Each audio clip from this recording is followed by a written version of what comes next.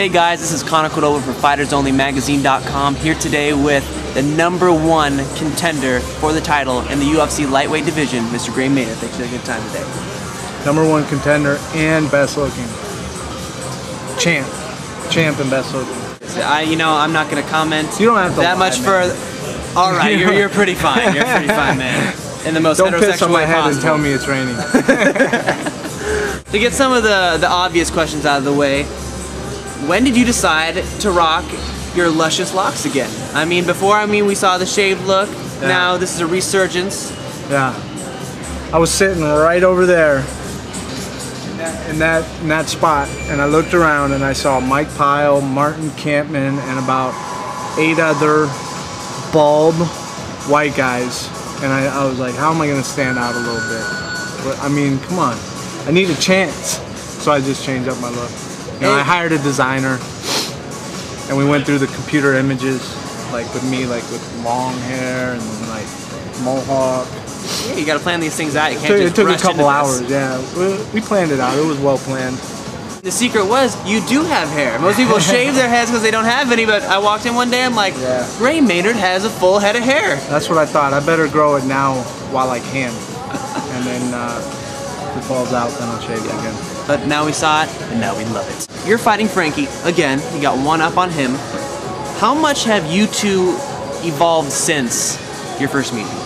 Well, obviously we've had, I know he's had 3 or 4 after that, and I've had about 3, 4. And when you're going up against the top guys, you're always evolving. For every camp you change. So obviously you get, you evolve. So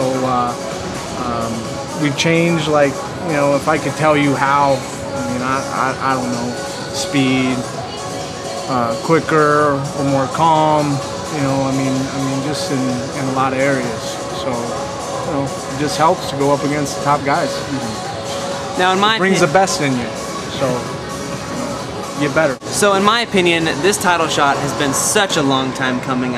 You've had to beat every single person in the division practically. Yeah. Do you feel that you were ready for a shot at the title a few fights ago, or do you really feel now that all this preparation has made you ready to take that next step to challenge for that title? Well, I always feel like the more time that I have, it does help. I would have jumped at the chance a long time ago, but I never try to put that on me. Like, I gotta have stuff now, I gotta do this now. This is life, I gotta enjoy it. So, I just evolved and just kind of, I enjoyed it. I enjoyed the whole time, and I wasn't like, oh, I gotta get this shot, it's now or never. It's just, it's not if, it's when. That's all I thought. I didn't care, because I knew it would, I believe in me. So, I knew it would. Just got to take my time. Sure. So and enjoy the ride. Right. A lot of people, they're in a hurry for everything. Hurry. But you got to enjoy this life. And I enjoy my job. I enjoy my sport. So I had no rush. So really, for you, is more. Not so much, obviously your goal is to be the best in the world and to have the championship, but you're just taking this one fight at a time, knowing that it will come. Have you always been like that? Have you always been this patient, or is that something you've learned over your time in this industry? That's definitely stuff that I've learned. It was more in college.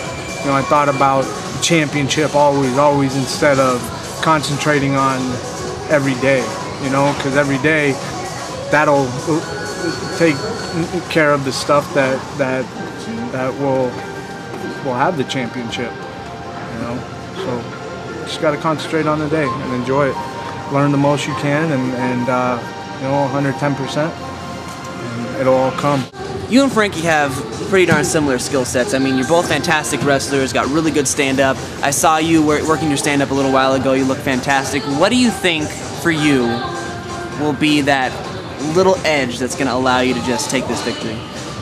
I think it's my wrestling, my power, my strength. He is small. He knows that. He might be a little bit quicker, But you know, I just feel that you know, I'm in a gym where there's a lot of studs, you know, and it's nothing that I don't know, you know. So I'll be prepared for them. So finally, do you have any advice and tips on if and how I should change my hair? If and how you should change. Well, you could go with the classic mohawk. A lot of people are doing that, you know. I'm going with the mullet, like the Euro mullet. So business in the front, Yeah. a little party in the back. It's kind of not really business in the front. I mean, it's not that short, you know. I got that look going, you know, with a little mullet. Yeah, I guess it could be business in the front, party in the back. But you just got to get on that computer for a couple hours with like a hairstylist. Like fly down to LA on a private jet, drink some coffee while you're doing it or tea, and then you know, you got to get like an appointment with one of the highest. And I assume this is some high-tech software. Yeah. It's called Hairstyle software. 3000 RG. So then get on there and she'll show you like all kinds of different stuff. Maybe some burns like they come down. Yes. With the stash. No, yellow hair, orange hair, whatever. We're gonna make it happen. All right, man. Thank you. Appreciate it. I'm Connor. Keep the faith.